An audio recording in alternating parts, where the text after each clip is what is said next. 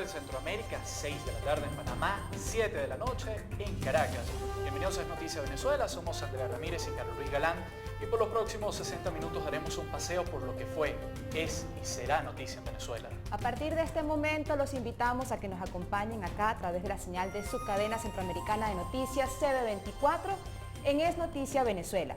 Pueden preguntarnos todas sus inquietudes, todas sus preguntas a través de nuestras redes sociales en @CB24TV, estamos en Twitter con la etiqueta en Venezuela y también en Facebook CB24.tv. De esta manera comenzamos.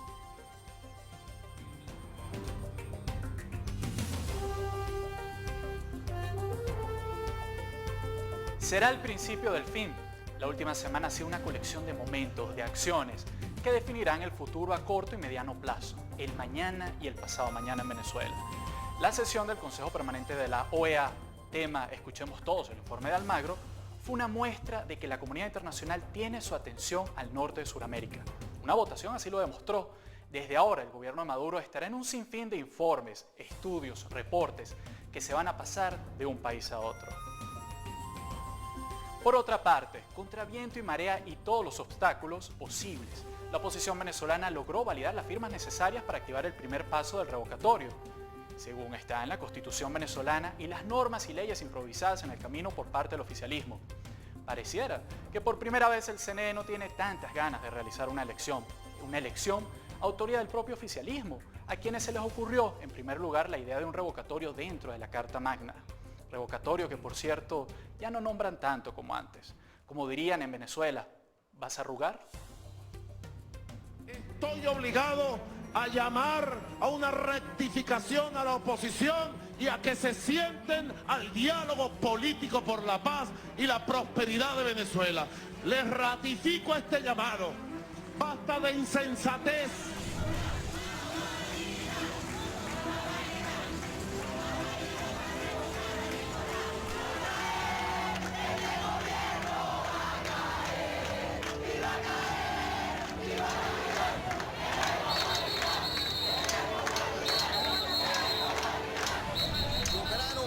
Su firma 409.313 venezolanos. El Consejo Permanente debería también tomar medidas para atender a la crisis humanitaria sin precedentes e innecesaria que sufre Venezuela. Venezuela se opone rotundamente a la aprobación del orden del día. Junto se da por aprobado el orden del día.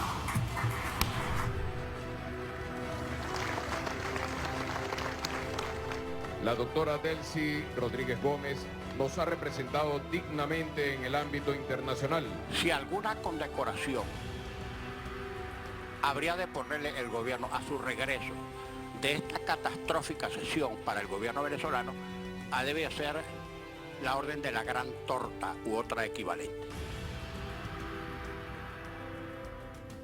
Esto fue lo que pasó en Venezuela durante los últimos 7 días, Andrea. Una semana llena de noticias tanto en Washington como en toda Venezuela. Así es, además, luego de esa reunión en la sede de las Américas de la Organización de Estados Americanos, la oposición volvió a Venezuela y hoy acudió al Consejo Nacional Electoral para que exigir se inicie con la activación del proceso revocatorio, que vale destacar. La oposición obtuvo o pudo validar más del 1% que por ley exige el máximo ente electoral se necesita para activar el referendo revocatorio. Veamos a continuación una nota sobre esta validación de firmas que recogieron nuestros aliados de La Voz de América. La opositora Mesa de la Unidad Democrática exigirá al Consejo Nacional Electoral que convoque para principios de julio la próxima recolección del 20% de las firmas del padrón electoral, que serían cerca de 4 millones, a fin de solicitar formalmente ante este ente la ejecución de un referendo revocatorio. El parlamentario opositor Richard Blanco asegura que van a presentar una comunicación solicitando 4.000 puntos para la siguiente fase. El reglamento es clarito y la ley y un poder electoral en cualquier parte del mundo lo que tiene que facilitar al elector cualquier tipo de actividad electoral para agilizar ese proceso. Por su parte, el dirigente opositor del Partido Social Cristiano, Lorenzo Tobar, en conversación con La Voz de América, señala que todos los sectores del país, inclusive afectos al oficialismo, quieren un cambio pacífico para salir de la crisis. Lo que le corresponde, en este caso, pues, al Consejo Nacional Electoral es cumplir con los procedimientos establecidos y inmediatamente pues abocarse a la convocatoria para el 20% de la firma restante, que definitivamente lo que hacen es activar definitivamente el revocatorio. A este respecto, el vicepresidente venezolano Aristóbulo Isturiz insiste en que no hay posibilidad de que en Venezuela se realice un referéndum este año. Isturiz celebró lo que cataloga como un triunfo de Venezuela en la OEA, al tiempo que solicitó que se realice un diálogo con la oposición. Mira, engavetaron el informe falso, chimbo, de Almagro, y nada más y nada menos que hubo consenso en la convocatoria al diálogo, el diálogo contra la violencia. ¡Que viva el diálogo! ¡Que viva la paz! Álvaro Algarra, Voz de América, Caracas. El vicepresidente de Venezuela diciendo cuándo y dónde será el revocatorio, independencia de poderes. Vamos hasta Caracas, Venezuela, con el gobernador del estado Miranda y líder opositor Enrique Capriles Radonsky y su programa Pregunta Capriles.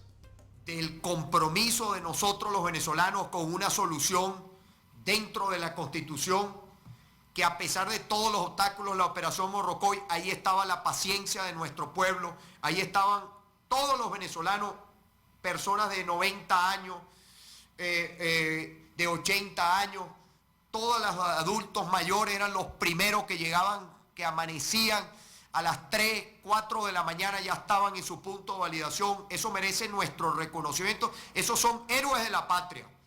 Y esa fue una derrota de lunes, martes, miércoles, jueves, viernes.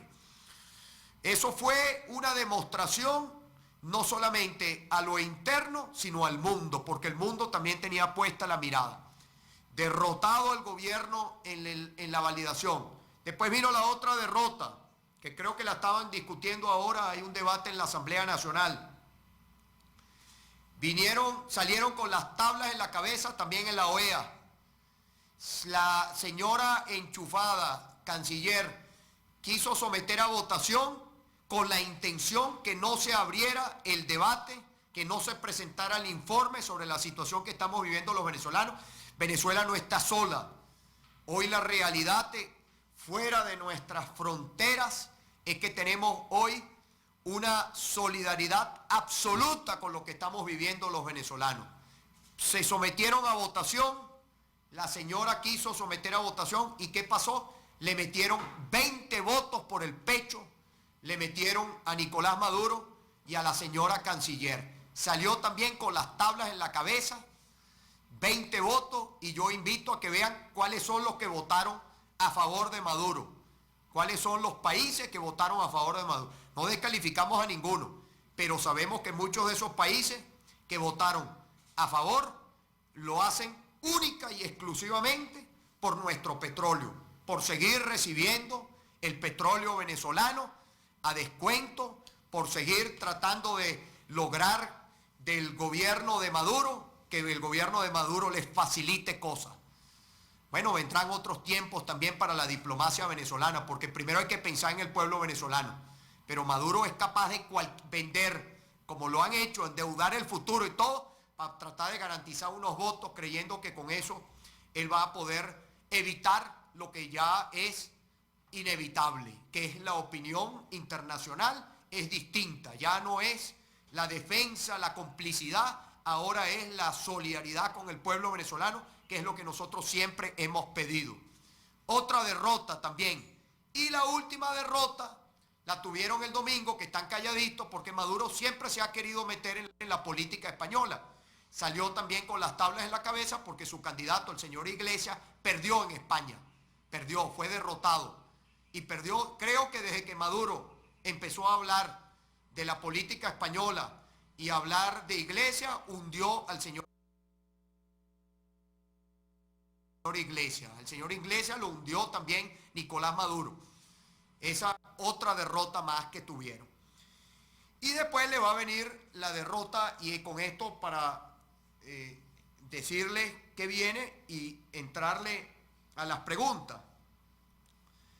El Consejo Nacional Electoral, la primera carta que recibió solicitándole la planilla fue el 9 de marzo. 9 de marzo. Que lo sepa el mundo cuando preguntan si hay tiempo para el revocatorio. Claro que hay tiempo. No hay ninguna razón ni legal ni técnica para que el referéndum revocatorio no se haga este año. Además, el referéndum revocatorio se va a hacer este año porque los venezolanos quieren que se haga este año. Y punto. El revocatorio va este año porque el pueblo quiere que se haga y punto. Y por eso va a ser este año. Porque el que manda y el que decide es el pueblo, no es Maduro. Menos Jorge Rodríguez, por favor. Jorge Rodríguez más nunca va a ser alcalde de Caracas. Ese señor lo que le queda es ir preparando su despedida. Ha sido el error más grande que ha cometido la ciudad de Caracas. Bernal era un alcalde maravilloso delante de Jorge Rodríguez, para que veamos de lo que estamos hablando. Y el pueblo es el que decide, y no son ellos los que deciden, ni es la señora Lucena. La señora Lucena no es la que decide si va o no va al revocatorio. El revocatorio, quien lo decide, quien lo convoca es el pueblo. Y la señora Lucena y todas las otras 3 rectoras, lo único que les va a quedar es tener que acatar lo que el pueblo venezolano quiere. Eso es lo que les toca, acatar la voluntad de los venezolanos. Entonces, la primera carta fue entregada el 9 de marzo. Esa fue la primera carta que se le entregó al Consejo Nacional Electoral, dirigida a la señora Lucena, solicitando la planilla para el proceso de recolección del 1%. Ellas no dieron respuesta, ellas se hicieron las desentendidas, para no decir otra palabra, y bueno, hasta que finalmente entregaron la planilla y fuimos a todo el proceso de recolección. Después que se entregaron las firmas, las señoras rectoras del Consejo Nacional Electoral, ellas, violando el reglamento, aquí está el reglamento, como lo hemos mostrado muchas veces, ellas inventaron requisitos que no estaban en el reglamento, que no existen en el reglamento. Y además de que inventaron requisitos, la famosa semana de exclusión, el tiempo, los 30 días que se demoraron supuestamente cuando lo único que tenían era, bueno, lo dice el reglamento, tenían 5 días, pero ellas inventaron todo el tema de la dactiloscopia, todas esas cosas. Bueno, ellas se extendieron, ellas violaron el reglamento y ellas se tomaron un tiempo que no tienen, un tiempo legal. Bueno, yo creo que lo justo, porque los venezolanos tenemos que defender con firmeza y exigir que haya justicia y que haya respuesta oportuna, porque además el ejercicio de los derechos tiene que ser siempre la oportunidad, porque aquí está claro cuál es la oportunidad. Bueno, nosotros tenemos que pedirle ahora que la respuesta sobre este proceso de validación sea ya, sea inmediata, porque si hemos pasado por todo un filtro tecnológico, ponían a las personas los 2 pulgares, los 2 dedos índice, 20 minutos tardaba una persona porque les daba la gana por la operación Morrocoy. Ellos han hablado del mejor sistema electoral del mundo. Bueno, ellas ahora tienen que dar respuesta. Y ellas ahora tienen el tiempo que se tomaron, que violando el reglamento, ellos ahorita tienen que devolverle ese tiempo al pueblo venezolano, porque ese es el derecho del pueblo venezolano. Con esto lo que yo quiero decir, hoy estuvo la unidad, esta mañana estuvieron en el Consejo Nacional Electoral pidiendo el 20%. ¿Qué viene ahora, mi querida persona? El 20%. ¿Cuándo debe ser el 20%? Tienen que fijarle fecha en las próximas horas, en los próximos días. ¿Qué tenemos que hacer nosotros desde ya? Y es una propuesta que le vamos a llevar a la unidad, empezar a movilizar al país. Todos los que validamos y los que no validaron y los que fueron excluidos, tenemos que empezar a hacer sentir nuestra voz, porque queremos ir al 20%, porque es nuestro derecho, porque eso es lo que está en la Constitución. Y aquí quiero rápidamente recordarles a todos, la Constitución dice clarito, transcurrida la mitad del periodo para el cual fue elegido el funcionario o funcionaria, un número no menor del 20% de los electores o electoras inscritos en la correspondiente circunscripción, ojo pelado, la correspondiente circunscripción. No es circunscripción estadal ni municipal. No es que van a decir que es que tiene que ser el 20% en una parroquia. Eso no existe en la Constitución. Circunscripción en la correspondiente circunscripción. Estamos hablando de la Presidencia de la República, una circunscripción nacional. ¿O es que ahora van a cambiar el sistema de votación? Y ahora van a decir que el sistema de votación es que se elige la presidencia por estado.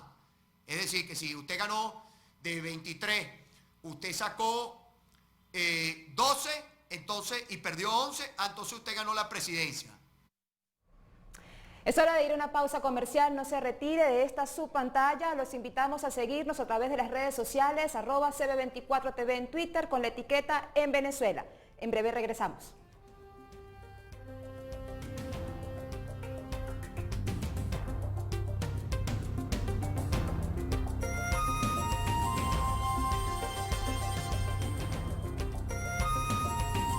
Es noticia Venezuela, es noticia el diputado Luis Florido, además presidente de la Comisión de Asuntos Exteriores de la Asamblea Nacional Venezolana.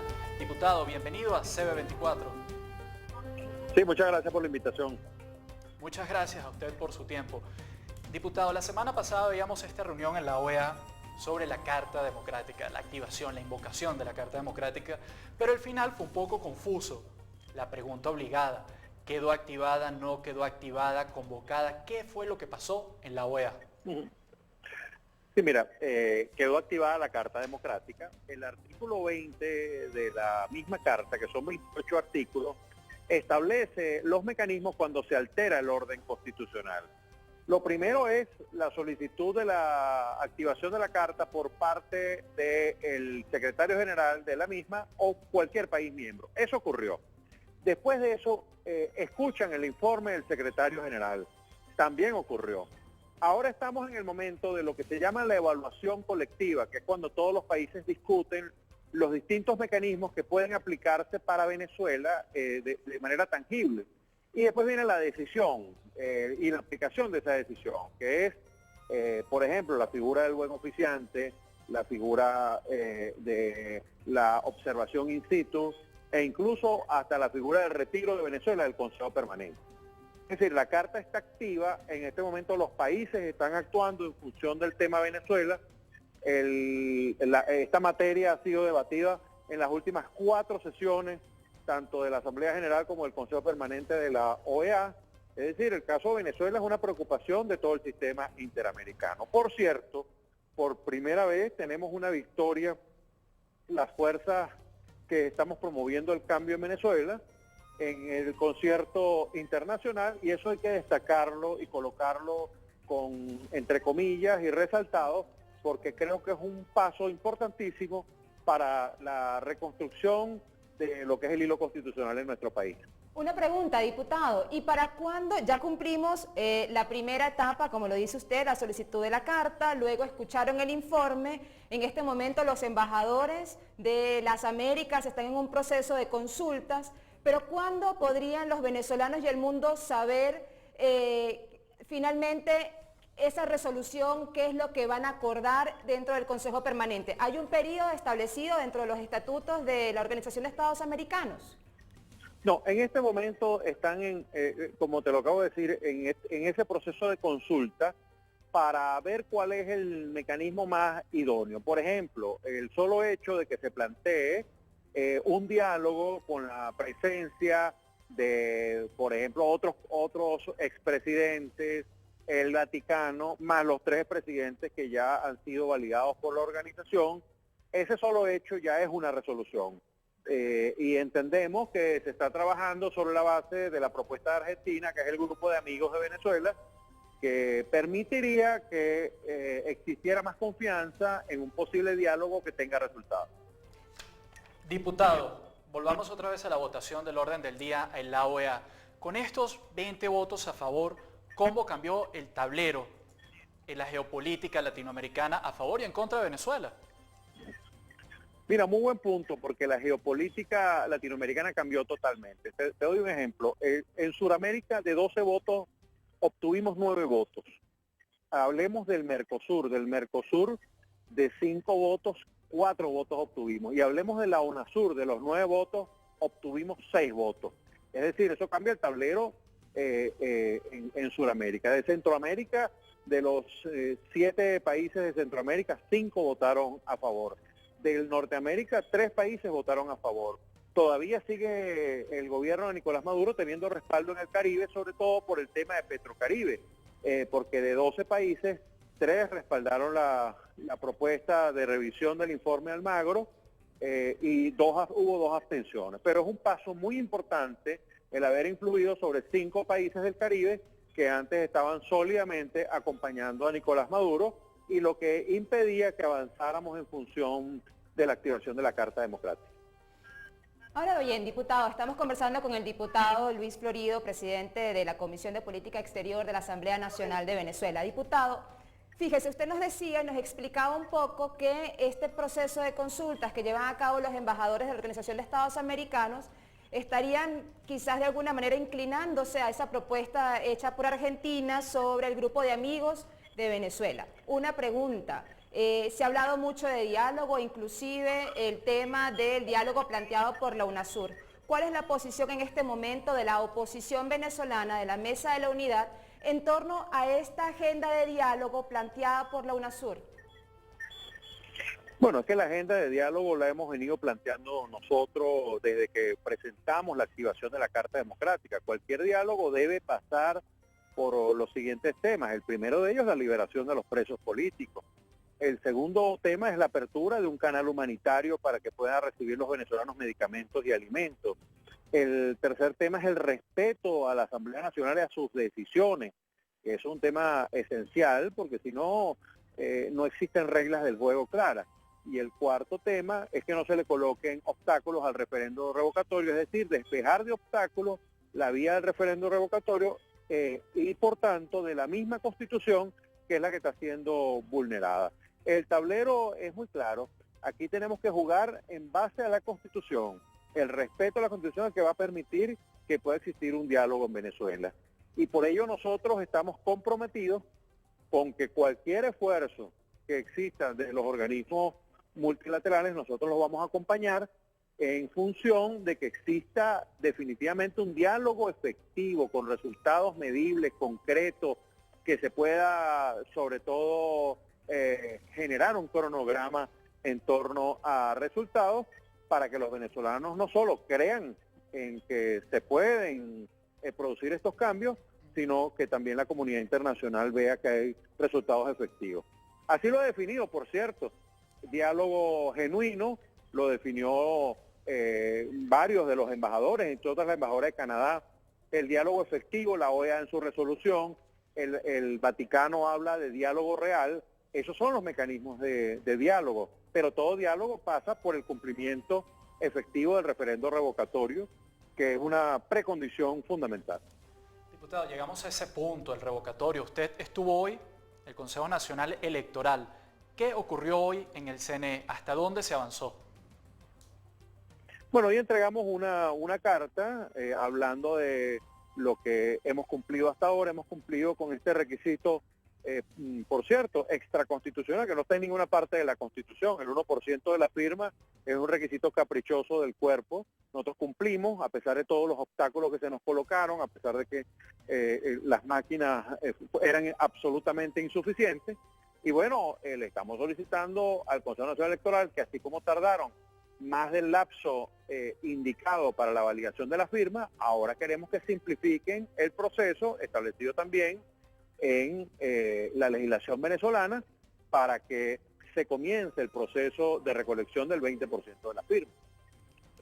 No estamos pidiendo nada que no esté en la Constitución. De hecho, el referendo revocatorio en su artículo 72 tan solo exige el 20% de la firma. Ese debió ser el paso directo al que convocar el Consejo Nacional Electoral. En todo caso, nosotros cumplimos con ese prerequisito, ya están las firmas allí, ya están validadas, ya se hizo todo el esfuerzo. Ahora requerimos de parte del cuerpo electoral que simplifique el proceso, que lo agilice y que vayamos directo a la recolección de firmas y resolvamos este conflicto político que tenemos en nuestro país, que no permite que los venezolanos tengan alimentos, tengan medicamentos, accedan a la posibilidad de tener justicia y sobre todo de que tengamos restitución como tal, como les hemos dicho, del hilo constitucional en nuestro país. Sin embargo, diputado, el Consejo Nacional Electoral y distintos voceros del Ejecutivo venezolano han reiterado que se tomarían inclusive, si quizás usted nos corrige, hasta 20 días hábiles para poder ir a la siguiente fase de activación del referendo revocatorio. Y sin duda alguna, la activación del referendo revocatorio es una carrera contra el tiempo. Ahora bien, ¿tendrán los venezolanos referendo revocatorio este año? Bueno, no solo es una carrera contra el tiempo, sino una carrera contra el cuerpo electoral. Es decir, nosotros tenemos no solo el obstáculo de un gobierno que quiere bloquear el revocatorio, el mismo el Consejo Nacional Electoral, que es un órgano político, es un brazo político. El brazo derecho de este gobierno es el Tribunal Supremo, el brazo izquierdo es el Consejo Nacional Electoral, y eso lo sabemos. Y así fuimos a las elecciones y así los derrotamos con las 2/3 partes el pasado 6 de diciembre. Pero en todo caso, nosotros no solo es que aspiramos a que el referendo sea este año, sino que el referendo va a ser este año. Porque nadie puede contra un pueblo que quiere cambio, porque nadie puede detener la fuerza y la decisión de un pueblo que está cansado de un gobierno que solo se sostiene en base a estos dos brazos políticos y a una fuerza armada, sobre todo a un alto mando militar, que es el que termina de generar el bloqueo en ese sector. Nosotros estamos haciendo lo que dice el librito, lo que dice la Constitución, estamos siguiendo los pasos, estamos formalizando y hemos formalizado esta solicitud de referendo revocatorio. Bueno, nosotros ahora aspiramos que se abran las compuertas del cambio. Del Consejo Nacional Electoral depende la paz en Venezuela. Del Consejo Nacional Electoral depende de que los venezolanos puedan dirimir sus diferencias en las urnas, a través de los votos y no a través de las votos. Diputado, tenemos que hacer una muy corta pausa comercial. Yo quiero dejar una pregunta al aire. ¿Por qué al gobierno de Nicolás Maduro le conviene que el revocatorio sea en el 2017? Vamos a una pausa, ya regresamos en Noticia Venezuela.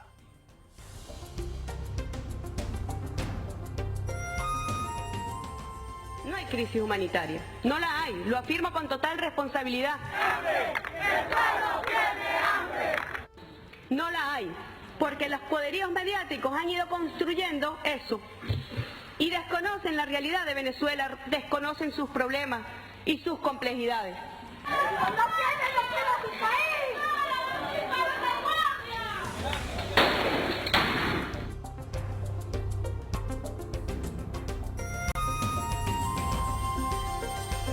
Es Noticia Venezuela, es noticia el diputado Luis Florido, con quien conversamos en este momento desde Caracas, Venezuela. Diputado, dejamos una pregunta al aire.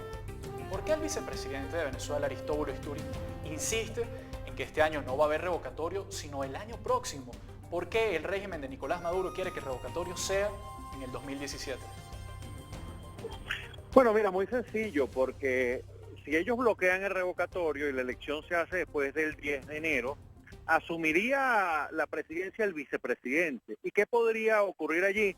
Bueno, que Nicolás Maduro el día, suponte que el revocatorio sea el 11 de enero, bueno, el 10 de enero nombre a su hijo Nicolásito como presidente, o como vicepresidente, o a Cilia como vicepresidenta, y en el momento en que le revoquen, asumiría ese vicepresidente la presidencia. ¿Qué haría, suponte, Cilia como presidenta? Bueno, nombra a Nicolás Maduro como vicepresidente y después ella renuncia y él asume como presidente. Así de sencillo, todo un fraude constitucional que está reflejado en este tipo de intenciones. Es por ello que nosotros, además del referendo revocatorio, hemos llegado hasta la primera discusión de una enmienda constitucional que impide este tipo de situación. Y por supuesto, estamos seguros que en las próximas semanas la aprobaremos en segunda discusión para que en caso de que ellos intenten llevar el referéndum revocatorio hasta el año 2017, pierdan la motivación, visto que en los dos últimos años se haría igual una nueva elección. Además, tiene lógica, porque el vicepresidente no es electo por el pueblo, el vicepresidente es un funcionario designado por el presidente de la República, de libre remoción del presidente de la República, como ya hemos visto en este periodo de Nicolás Maduro, que ha tenido varios vicepresidentes al frente de ese despacho. Pero fíjese, diputado, no solamente el oficialismo está intentando bloquear la realización de un referendo revocatorio este año.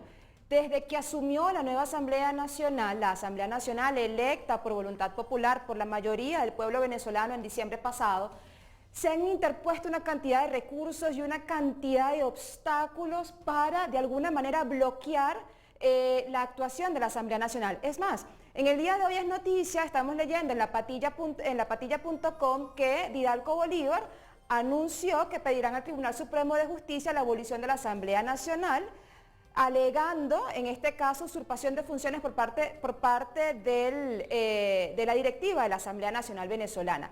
Diputado, ¿por qué este constante bloqueo? Además, no tanto el por qué, sino también cuál es ese papel que está jugando el Tribunal Supremo de Justicia en Venezuela, que es además una especie de árbitro que está aquí dirimiendo la situación, o dirimiendo, ¿verdad?, el conflicto político entre una asamblea, en su mayoría de oposición por elección popular, y un ejecutivo que se niega a medirse en un referendo revocatorio. ¿Cuál es ese papel del Tribunal Supremo de Justicia y por qué este constante bloqueo a la decisión o a la voluntad popular?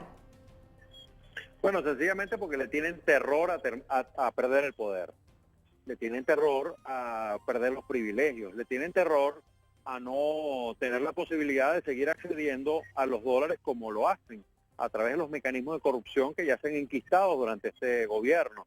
Es un gobierno que ha recibido más de 1.500 millones de dólares durante 17 años. Y lamentablemente hoy Venezuela tiene la peor crisis de la historia de cualquier país de América Latina. Usted no ve una crisis como la venezolana ni siquiera en Haití, que es el país más pobre, en teoría, de toda nuestra América.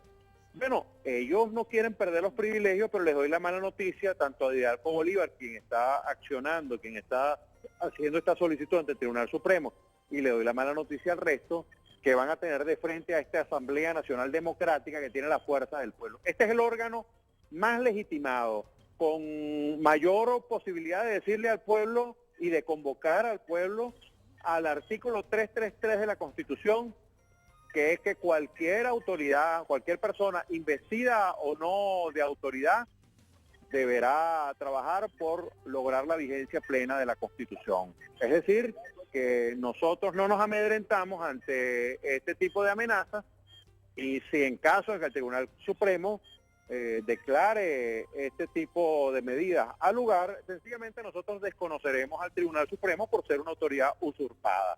Y lo hemos dicho, esta semana que viene, la comisión que ha estudiado el caso de los 13 magistrados y 21 suplentes que fueron nombrados en el mes de diciembre, va a tomar una decisión, y estamos seguros que eso va a implicar la revocatoria de el mandato de esos 13 magistrados y esos 21 suplentes que, bueno, que están ocupando de manera espuria el Tribunal Supremo de Justicia venezolano.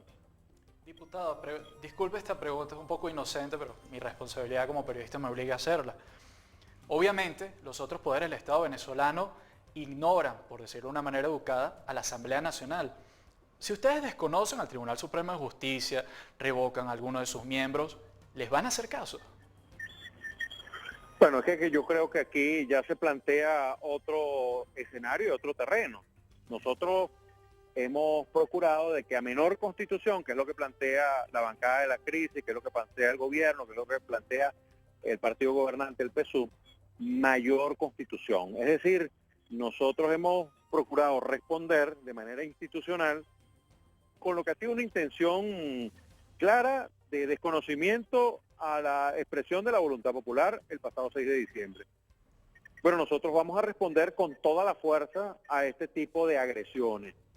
Y recuerden que nosotros no solo estamos legitimados por el pueblo, sino que el pueblo nos acompaña a la unidad, al Parlamento, que es el Parlamento más popular de los últimos años en nuestro país, y a las acciones de los líderes que encabezamos la unidad democrática. Estamos seguros que el pueblo nos acompañará en este artículo 333 de la restitución de la vigencia plena de la Constitución. Pero además todavía nos quedan varias posibilidades y nosotros estamos dispuestos a asumir en el marco de la Constitución la restitución, como te he dicho, de la vigencia plena de esta Constitución. No le tenemos miedo al Tribunal Supremo, no le tenemos miedo a Nicolás Maduro, no le tenemos miedo al Consejo Nacional Electoral, no le tenemos miedo a los colectivos armados, es decir, nosotros estamos dispuestos a seguir adelante y a reconstruir nuestro país a pesar del bloqueo sistemático que ha intentado este gobierno. Sin embargo, diputado, si insiste el gobierno de Nicolás Maduro en bloquear la realización de un referendo revocatorio este año, si continúan prosperando esas solicitudes ante el Tribunal Supremo de Justicia en Venezuela, que de alguna manera bloquea la participación o el actuar de la Asamblea Nacional, si se sigue negando la posibilidad de que se abra un canal humanitario para que lleguen medicamentos y medicinas al país, si Venezuela sigue en este camino, pues lo que se vislumbra es una situación bastante difícil, inclusive muchos estarían hablando de un estallido social. ¿Cree usted posible en este momento un estallido social en Venezuela? Totalmente. Nosotros lo hemos dicho en el periplo que hemos hecho por América, que Venezuela es una olla de presión sin válvula de escape. Nosotros estamos tratando de colocarle una válvula de escape a esa olla de presión. Y como ustedes saben, cuando la olla de presión está caliente y hay vapor adentro, colocar una válvula de escape no es nada fácil. Y esa válvula de escape es el referendo revocatorio. No tenemos otra vía por lo pronto. Por supuesto, hay otros mecanismos constitucionales, pero no tenemos otra vía que revocar al presidente Maduro para tratar de reconstruir este país, que no va a ser fácil, pero tenemos que iniciar, tenemos que comenzar. Así que nosotros estamos restiados. Eso yo quiero dejar ese mensaje claro. Estamos restiados, estamos dispuestos a seguir adelante, y estamos convencidos que contamos con el apoyo del pueblo. Lamentablemente, como les he referido, la crisis social es muy grave. Cada día come menos gente, hay más de un 800% de inflación en la cesta alimentaria en el último año, en la canasta alimentaria. Apenas el 38% de los venezolanos come 3 veces al día. Es decir, estamos viendo una situación de catástrofe humanitaria muy grave, muy seria, pero que nosotros vamos a enfrentar de manera decidida y lo estamos haciendo desde ya. Yo no creo, con toda sinceridad, que una medida como esta, el desconocimiento de la Asamblea Nacional, sea acompañada por absolutamente nadie. Para eso van a necesitar pueblo, porque ¿quién nos va a venir a sacar aquí de la Asamblea Nacional? ¿La Fuerza Armada? ¿Quién nos va a venir a sacar? El pueblo que les sigue acompañando a ellos, que es muy pequeño, que es apenas un 10, un 15% de los venezolanos. Bueno, yo creo que hay un pueblo que se resistiría a eso, que se rebelaría ante eso, y yo les diría que no tenten al pueblo. Así como lo dijo Víctor Hugo en el libro Los Miserables, ningún ejército podrá detener una idea a la que le ha llegado su momento. Y los venezolanos hoy anidan la idea del cambio. El cambio político se va a lograr y se va a terminar concretando por la fuerza del pueblo. Diputado, regresamos a su agenda internacional. Usted dice que la oposición está resteada en Venezuela, disculpe. La región también lo está. ¿Hasta dónde confiar en los vecinos? Y sobre todo luego de lo que pasó en la OEA. Bueno, mira, yo siento que sí, por supuesto, en términos diplomáticos, como es lógico entender, todos los países tienen su situación interna, nadie quiere que se traslade lo que está ocurriendo en Venezuela a sus países.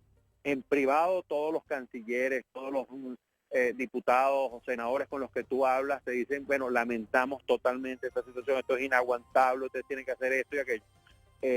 Por supuesto, ya en los escenarios diplomáticos se habla en los términos diplomáticos, pero yo estoy convencido que la demostración que hubo el pasado 23 de junio es muy clara en torno a que la comunidad internacional y los países del sistema americano están en este momento claros de que hay que avanzar para resolver la crisis venezolana, de que no pueden en este momento detenerse, de que así como se aprobó unos primeros pasos muy importantes, hay que continuar. Y creo que eso va a tener su efecto. Este gobierno le tiene mucho miedo a la OEA, tanto miedo, que en las últimas 4 sesiones la canciller Delcy Rodríguez ha asistido. Tanto miedo que ellos no hablan de otra cosa sino de la OEA. Tanto miedo que de alguna forma están tratando de buscar desviar lo que ocurrió el pasado 23 porque saben que la fuerza de los hechos es demoledora.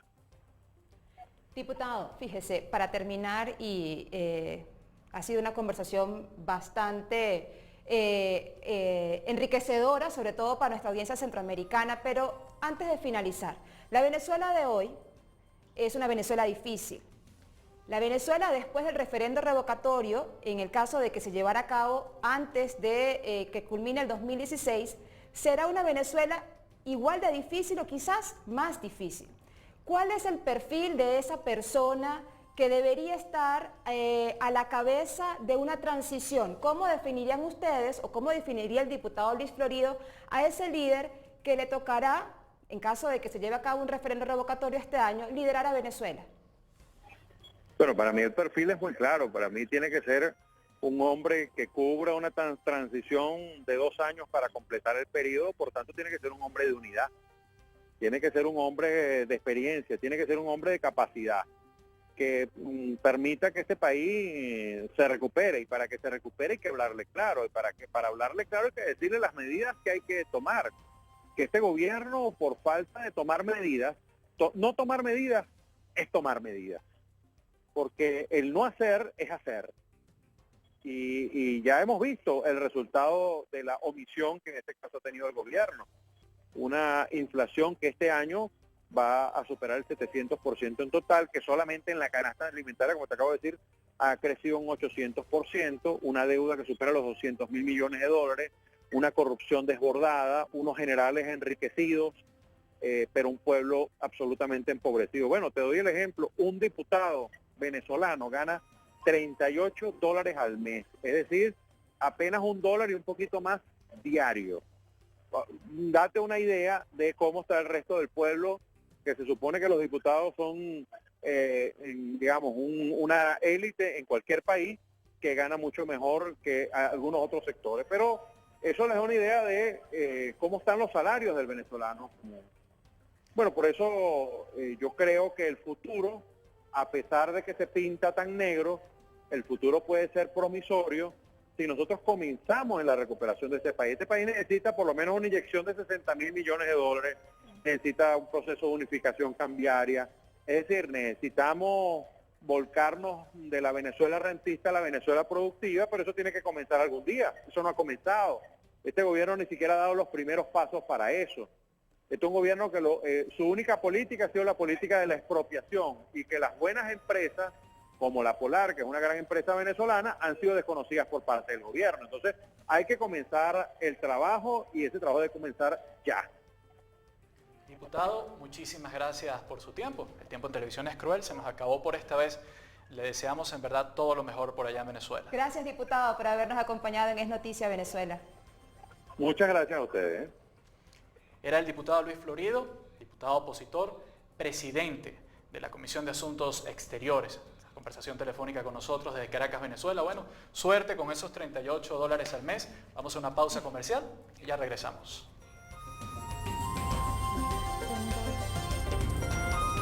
El que debería ser uno de los países más ricos de la región se encuentra más bien enfrentando niveles de pobreza sin precedentes, una severa crisis humanitaria y uno de los más altos índices de delincuencia en el mundo. La población enfrenta una escasez de alimentos y medicamentos sin precedentes en todo el país. Esta crisis está alcanzando un punto crucial. Estos problemas no los causan fuerzas externas. La situación que enfrenta Venezuela hoy día es el resultado de las acciones que ha emprendido y sigue emprendiendo desde el poder. Venezuela podría y debería ser uno de los países más prósperos e influyentes en la región.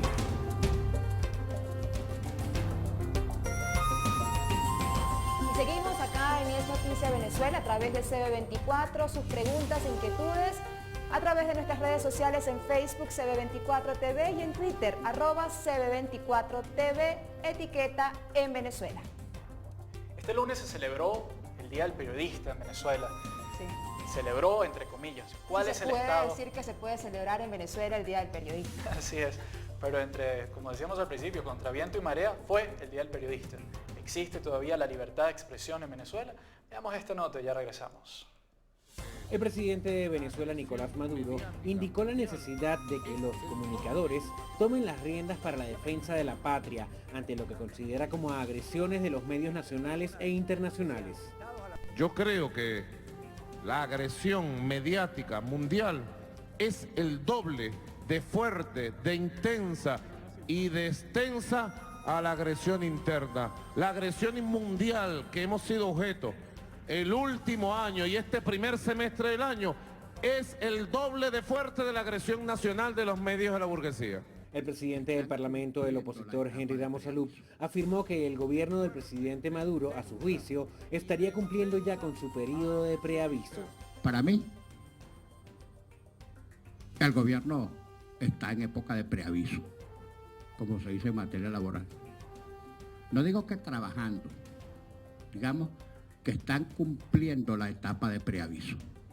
Por su parte, la directiva del Colegio Nacional de Periodistas de Venezuela durante conferencia de prensa dio a conocer que desde el 2015 se han registrado un total de 2.128 agresiones a comunicadores. Con respecto a los periodistas entrevistados amablemente por el SEBIN la semana pasada, hasta el día sábado, quiero decirle al SEBIN que nosotros no tenemos miedo, que sus siglas no nos aterrorizan, que a nosotros si nos llaman vamos a ir. De pie, de frente. 2.128 agresiones a periodistas y a medios de comunicación. Del 2015 a la fecha de hoy, aproximadamente, ¿no? El año pasado y estos 5 meses que van corriendo. Álvaro Algarra, Voz de América, Caracas. Más de 2.000 agresiones a periodistas desde el 2015 a lo que va de año. Es decir, en año y medio, más de 2.000 periodistas han sufrido de alguna manera u otra agresión y hemos sido testigos a la distancia de esa agresión, pero además los vivimos y lo padecimos cuando ejercíamos el periodismo en Venezuela. Pero es que no solamente el periodismo es difícil en Venezuela. En Venezuela es difícil el periodismo, pero en Venezuela es difícil buscar comida, en Venezuela es difícil enfermarse. Enfermarse es un problema en Venezuela, ya no solamente por el hecho de estar enfermo, sino por el hecho de tratar de conseguir medicamentos. Entonces, es complicada la subsistencia y la sobrevivencia en el país. Claro, si un diputado gana $38 al mes, como decía el diputado Florido hace unos minutos, como él decía también, ¿qué quedará para el resto de los venezolanos en un país donde tampoco se trata mucho de lo que ganen, porque no hay alimentos, no hay medicinas, no hay insumos médicos, la inseguridad, pero también, como decía el diputado, es cuestión de un cambio. Esperemos saber qué va a pasar con el revocatorio, será en el 2016, será en el 2017, ya se cumplió el primer paso de estas normas y leyes improvisadas por parte del Consejo Nacional Electoral. Sí, sin embargo, también es importante destacar lo que conversábamos con el diputado Luis Florido, presidente de la Comisión de Política Exterior, que a pesar de que el panorama es sombrío en Venezuela, no solamente el actual, sino el panorama la Venezuela de hoy es difícil, la Venezuela de mañana será igual de difícil o quizás peor. Venezuela necesita unidad y necesita un líder en esta transición que se plantea y que plantea la oposición de realizarse el referéndum revocatorio de este año, un líder que una a los venezolanos. Que ya lo decíamos la semana pasada, Venezuela no está mal, lo que está es mal gobernada. De esta manera llegamos al final de esta edición. De parte de la producción responsable de este programa, 1.000.000 de gracias. Recuerde que antes de ser historia, primero fue noticia y usted lo vio aquí. Hasta la próxima. Y nos vemos el próximo martes. Muchas gracias.